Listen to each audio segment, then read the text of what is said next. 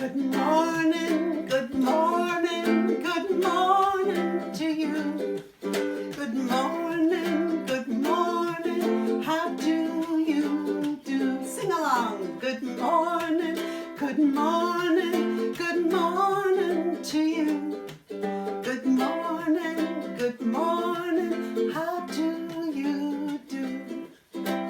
Fairies playing in an acorn vine. Good morning to you. Fairies playing, won't you take my hand? Good morning to you. They're calling you to play, calling you today. Good morning, good morning, good morning to you. Good morning, how do you do? So good morning, or April Fools if you're on the East Coast, because I know it's not morning there anymore. But my name is Laura McGee Kvasnosky. I'm the author and illustrator of 20 books for children, and I live in Seattle, Washington, where it's 9 o'clock in the morning. This is coming to you from my studio in my house and zooming across the airways to land in your houses, where during this time we all need to stay snug in our houses. Today we're going to talk about creating a character, and I'm going to use for my example this wolf puppet. So when we get to the part when you are creating your characters, I hope you will have a stuffed animal or a puppet that's important to you that you can use as we make characters. But before I get to that, I want to thank the Stimola Literary Agency, who set up this wonderful way that all we authors and illustrators can connect to kids when we all have to stay in our houses. Especially thank you to Erica Van Silverman, who did so much work to get everybody up and online, which wasn't easy. And even more thanks to my wonderful husband, John, who's behind the camera there and helped me to get over these technological challenges. So, because we're going to use Little Wolf's First Howling as the example for making characters, I thought I would start by reading you this book, Little Wolf's First Howling. You'll notice that it's written by Laura McGee Kvasnosky, and it's illustrated by Laura McGee Kvasnosky and Kate Harvey McGee. See that both have McGees in our names? That's because we are the McGee sisters. Kate is my little sister. We work together on these illustrations. So this story starts. First let's look at the end papers. You'll see on the left-hand side there is the dedication to the wild wolves of Yellowstone and to our own little wolf, Emmett John, who I think is watching this as we read. And this is a big picture of the Lamar Valley in Yellowstone, where the wolves live. Okay, Little Wolf's father led the way straight to the top of the hill.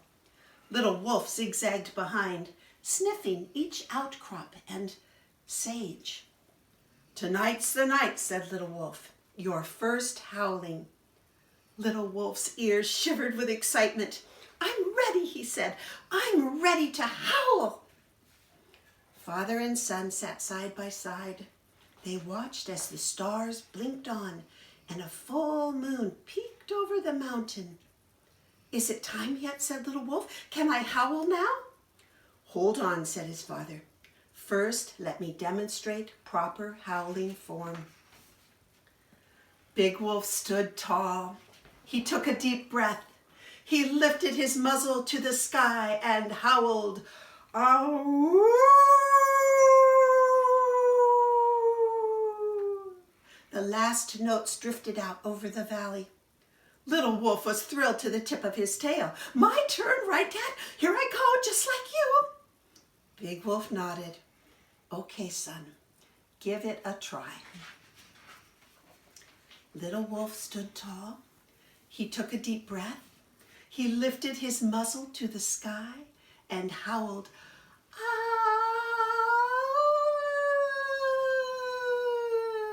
I'm howling, howling, howling, howling." Big Wolf raised his eyebrows. That was a good beginning, he said, but your finish was not proper howling form. Let me demonstrate again. I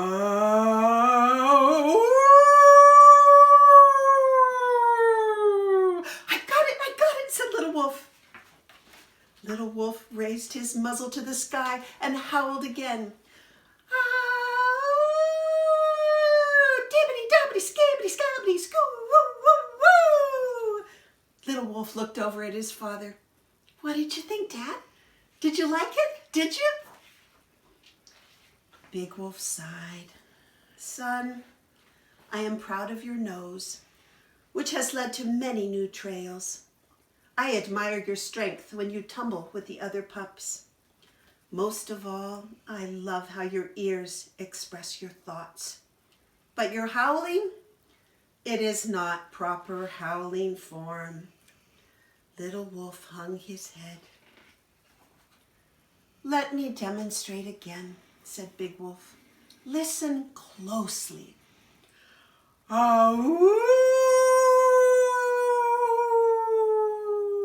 Each note rang clear and true and soared to the moon.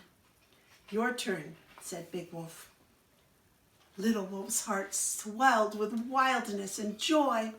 He knew it wasn't proper howling form, but he had to let loose. Skiddly, scaddly, beep, bop, boop, woo, woo. Ba-ba-da, ba-ba-da, wee, bop, ba-diddly, daddly, doo. Big Wolf listened closely. His tail started wagging. His ears started twitching. His paws started tapping. Big Wolf couldn't help it. Big Wolf jumped in. Yip, yip, a divvy, divvy, doo-up, a doo. Little Wolf grinned from ear to furry ear and howled right back. Yip, yip, a dibby, dibby, doo-up, a doo. Skiddly, scaddly, beep, bop, a boo, woo, woo. A ba-ba-da, ba-ba-da, wee, bop, a diddly, daddly, doo. Dibbity, dobbity, skibbity, scop, scoo, woo, woo. We're howling, owling, owling to the moon. Together, they howled the moon to the top of the sky. Little Wolf stuck close to his father as they trotted home. Wait till we tell the others, he said. Big Wolf smiled. Oh, I expect they already know. So that's the story of Big Wolf's first howling.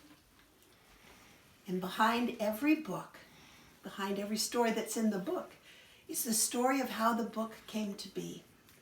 And for the second part of my talk, that's what I want to do. We'll tell you that story.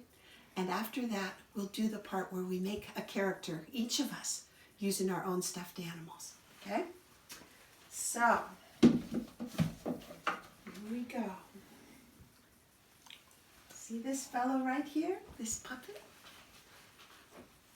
This puppet gave me the idea, with the help of my husband John, for the whole story that became Little Wolf. It started, maybe about 6 years ago, and John and I were on a vacation in the mountains when we got a call from our daughter. She told us that she and her husband were expecting our first grandchild. We were going to be grandparents. We were so excited. So that afternoon we went to the mountain gift shop and we saw this little wolf puppet and we thought, wouldn't that be fun to give to our little grandchild when the grandchild was born? So we bought it and we headed home in our car. And while we were driving down the mountain, we started playing with the wolf pup. And it turned out that he knew how to do that normal, typical kind of howling, but also he had kind of a jazzy way of howling. Skibbity, scabbity, woo, woo, woo, ba-ba-da, ba-ba-da, which cracked us up. And because we thought it was funny that he could howl in a gibberish way. And that next day when I sat down to work, I had that little wolf puppet with me. And I thought, what would it be like if a little wolf had his own way of howling that was different than all the other wolves? How would his parents feel about that? How would the rest of the pack feel? And I thought about how when my own kids were little, how when they did something that made them stick out, how it made me a little uncomfortable, but at the same time I felt proud of them for their originality. And I thought about how much I love people who have the guts to do things that are original. And I wondered if could I make a story about a little wolf who had a woo, skibbity scoppity bip bop, his own way of howling, and that somehow how would that story come out? And so I worked on the text and I worked on the words. The text is what we call the words. And pretty soon I had a story that all written down I thought was good. And then the next step would be to divide that story up into 12 to 14 parts. And I have a slide that shows you my first thumbnails of that I made for this little wolf. They're very messy because I was just trying out the ideas. And it's important when you're just trying out ideas to let yourself be messy, to just get the ideas down in whatever way you can. So, and then I saw I needed to make some adjustments to the words so it could fit. Do you know that most picture books are 32 pages? That's why we need to be able to divide them into 12 to 14 parts. I knew that already. Oh, little wolf, you're so smart. Well, so after I'd worked with that, then I made more careful thumbnails. And these ones, you can tell, look more like the final book even. And in these thumbnails, when I was happy with how the book was looking, I enlarged them a little, twice as big, and turned them into an actual little book we call Dummy. And that little dummy book, which had actual turning pages, is what I sent to an editor at Candlewick Press, and she agreed that they would publish it. Well, then came the hardest part of the work. We had to make the illustrations, which takes a lot of work. But I was lucky because my sister Kate, here I have a picture of her here. That's Kate, and she's the one in the wolf suit. But so that's Kate and I. And my sister Kate is a wonderful painter. She used to be a landscape architect, and when she retired, she started pastel painting. And I love the way she uses color to express the emotion of a landscape. And because this book took place in this difficult to paint time, right between at the end of the day to night, I knew she'd do a beautiful job with it, and luckily she agreed to be the colorist. So we have sort of a two-step process that we do, and using, I do the sketches and then I work them up, and using the traditional tools of paper and brush and paint, I make a black and white layer. And then I scan that, clean it up in Photoshop, and send it to my sister Kate. And she does layers, makes layers and layers of pastel, and which lie underneath the black layer to make the illustrations that you see in the book. It was so fun, especially with the first book we did, figuring out what the illustrations were going to look like. It was so fun to collaborate. And if you have someone at home that you like to collaborate with, I really recommend it. It's bringing both of your ideas to a project can often bring that project to its best place.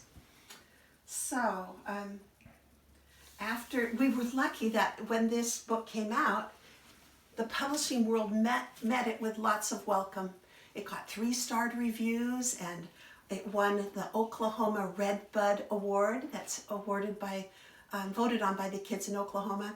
And it also won a Margaret Weiss Brown Honor Award for Best Read-Aloud Book of the Year. So it is fun to read aloud. I liked reading it to you just a little while ago. So we've talked about the story, we've talked about the story behind the story, now it's time for us to all work together. So get your stuffed animal, and I am going to introduce you to, well, my stuffed animal has a very good friend, so I had to bring two. That might have happened to you too. First, I want to introduce you to Muffins. Muffins is a puppet who was given to, hi, are you guys having fun? Muffins was given to my husband John when he was just 7 years old. He had to be in the hospital to have his tonsils out, and Muffins kept him company. And ever since then, Muffins has been such a true friend. Oh, that's because you're a good friend to me. Thanks, Muffins. And then I also brought along Kitty. See how they look like friends? One's a puppet and one's a stuffed animal. And Kitty was given to me when I was 7 years old. And he has a little sassier attitude. If you notice, he has this tail. Well, he's been known to flap his tail when he doesn't like something. So we have to look out for the thwapping tail. But Muffins and Kitty are good friends. But for the purposes of our workshop together, I'm going to focus on Kitty. I know him best since he has been my friend for over 60 years. So get your piece of paper, and get your pencil. Oh yikes, where did I put my pencil? There it is. So, one way that I think of stories is by drawing. And while I'm drawing, I ask myself questions about the character I'm drawing. Often, a story belongs to a character, and as you think about that character, you find the story. So I'll demonstrate with Kitty, and then I'll leave a little time for you to draw your stuffed animal and ask yourself questions too. So for me, it goes something like this. First, I draw my character looking happy. I guess let me just briefly, you guys know how the basic faces that we can make. We can make a happy face, usually has crinkly eyes like that. Whoop, that got a little weird. And if you don't know what expressions to put on your stuffed animal's face, you can get a mirror and look in the mirror. You want it to look happy? What happens to my face when I'm happy? My mouth goes up, my eyes go crinkly this way, my nose stays pretty still. So I could draw Kitty looking happy, but first I'm going to show you and then the three basic faces. The next one I'm going to do is when you feel sad. What happens to our face when we feel sad? See how my eyebrows come together and my eyes kind of turn down? My eyebrows come together like a little tent and my eyes turn down. And my mouth, what happens to our mouths when we're sad? Kind of down, huh? So that's a basic sad, happy, sad, and another expression that might give you some ideas for a story are to draw your character looking angry. So what happens to our faces when we're angry? Our eyebrows go this way, and our mouth goes, and our nose kind of spreads out. So let's draw that one. So our eyebrows, instead of going this way like a tent, they go this way. Our nose spreads out and our mouth gets big and show our teeth. Okay? So I'm going to start with Kitty. I'm going to draw Kitty looking happy. Well, he has a pretty round face. When you look at your animal, you'll notice, well, like if it was a wolf, would have sort of a triangle face. But Kitty has a round face, so I'll draw a round face. Just like that. And I'll look, okay, Kitty's ears kind of go up, but they're curved at the top. Up, then curved at the top. But then I want to give him a happy face. And think about what makes him happy. So I'll give him little crinkly eyes And I'll give him his little thread nose that he has. But I'm going to give him a happier smile than that's on the face of the kitty right now. And it looks, I'm going to let him be dancing. We don't just show expression with our face, do we? We also show it with our bodies. And when we're happy, we move. So I'm going to have him dancing with his arms out and his tail up. And he's going to be kicking out one little leg, da-da-da-da, and the other leg coming down here. He's dancing and he's happy. Okay? So now I'm going to give you 1 minute to draw your animal looking happy. Maybe I'll play a little ukulele music for you while you draw, okay? And John, can you tell me when 1 minute is up? So look at the shape of your animal's head. Start there. What do the ears look like? And give him a happy face.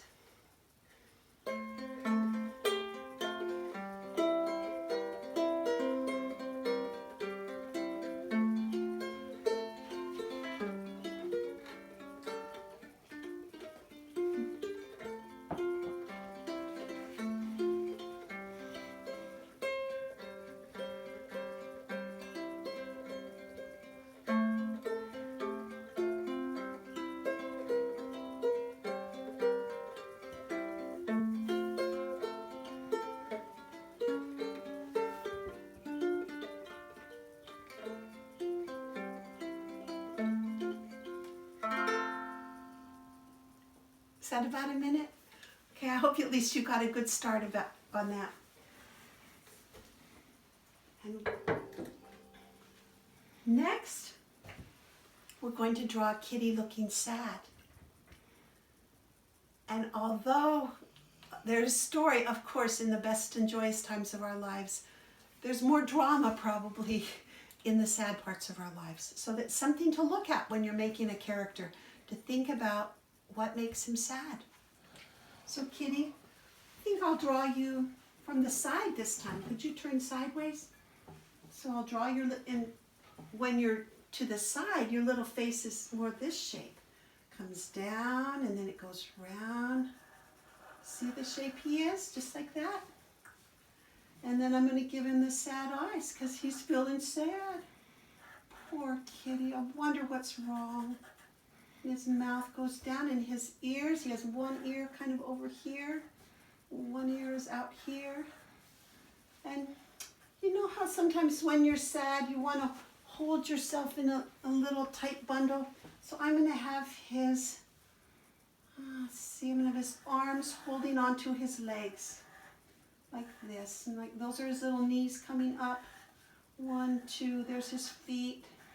1, 2, and there's the back. And even his tail is just tucked in tight.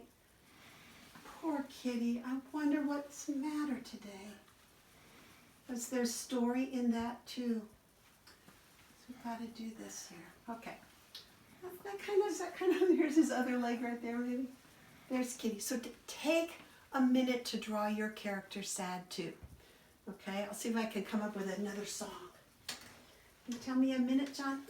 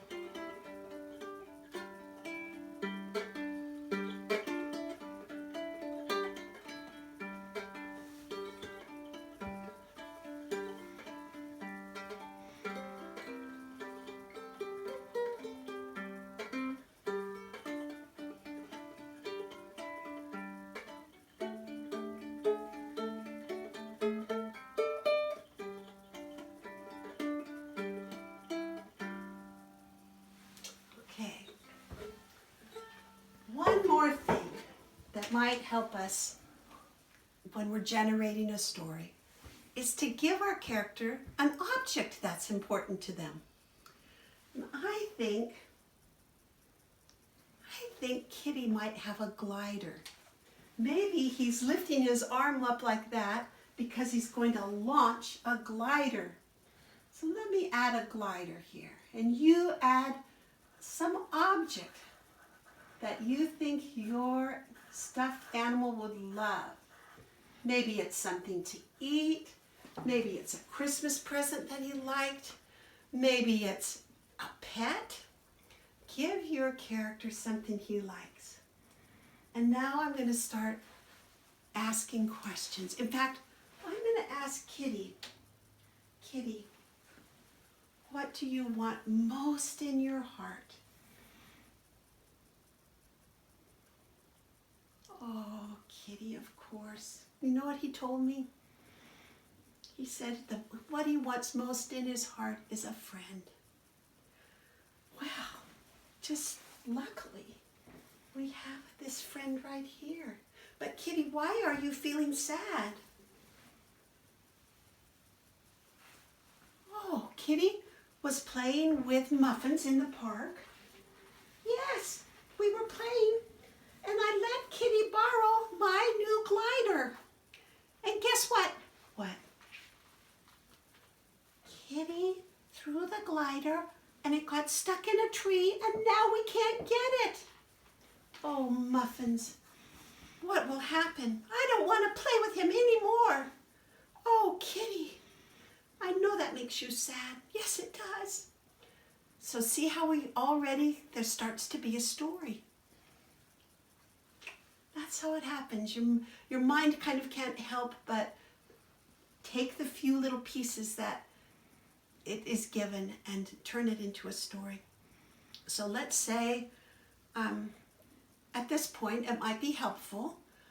There are 5 questions. First I'll do it and then we'll show the slide that reminds you of these. There are 5 questions I ask myself to see, kind of to center the story. And I got this idea from Steven Spielberg, who made all those wonderful movies like E.T. And these are the 5 questions he uses too. The first question is, this is a story about, so who is my story about? Kitty. So this is a story about Kitty who wants, what does Kitty want? He wants a friend. He whispered that in my ear. But, well, what happened? Kitty accidentally threw Muffin's glider into the tree. So Muffins doesn't want to be a friend. So the first question is, who's it, the name of the character? And the next question is, what does the character want? And the next question is, what stands in the way of the character getting what he wants? Muffins doesn't want to be a friend because the glider is in the tree. So we don't really know how the story comes out yet, but there are 2 more questions. And the fourth question is, when does the story begin? In this case, maybe it begins when they come to the park to play with gliders. And when does the story end? And then we have to decide, is Kitty going to be brave enough to climb up in the tree and get the glider and throw it down to Muffins, and Muffins catches it and they walk home together? Or does Kitty say, it's just too scary for me, I'm going home, and leave Muffins to play by himself with no glider? So you get to decide if it's your story. Since this is my story, I think that Kitty climbs up in the tree, rescues the glider, and they play the rest of the afternoon. So take a minute now, and John's going to put the slide on. Take a minute to answer these 5 questions for your story, for your stuffed animal. This is a story about, and put the name of your stuffed animal there. This is a story about, I wonder who you're using for your stuffed animal. I would love to know the names of all the characters we are creating right now. And the second question is, this is a story about the name of the character who wants, so write down, what does your character want in his heart of hearts? See if your character will whisper that into your ear. And then the third question, the toughie. is what stands in his way of getting that. Why can't he have what he wants? Maybe he wants a birthday cake, but it's not his birthday. Maybe he wants a dog, but his dad is allergic to dogs. Figure it out. What does your character want? And then you can write this fourth question is, when does the story start? Make a plan. The story starts, think of the place it might be or the time of day, what the weather's like, what characters are there right at the start of the story. And it ends when, and think of what you think is the good ending. Which brings me, you can go back to me. There's some very famous stories that were made using stuffed animals. I'm sure you know the Winnie the Pooh stories. Winnie the Pooh and Eeyore and Rabbit and Tigger were all stuffed animals in Christopher Robin's nursery. And his father, A.A. Milne, wrote the stories based on those little stuffed animals. So we can go a long way with our little friends. I hope that you will take the time to write the stories and then to draw the pictures that belong to your stories. We've had such a fun time working with you this morning. I'm so glad we figured out the technical part. I want to tell you about the next book my sister Kate and I did together. I think we have a slide for this. It's called Squeak! And it's a story of how a little mouse wakes up the whole place, everyone in the mountains and meadows. I think you would like it.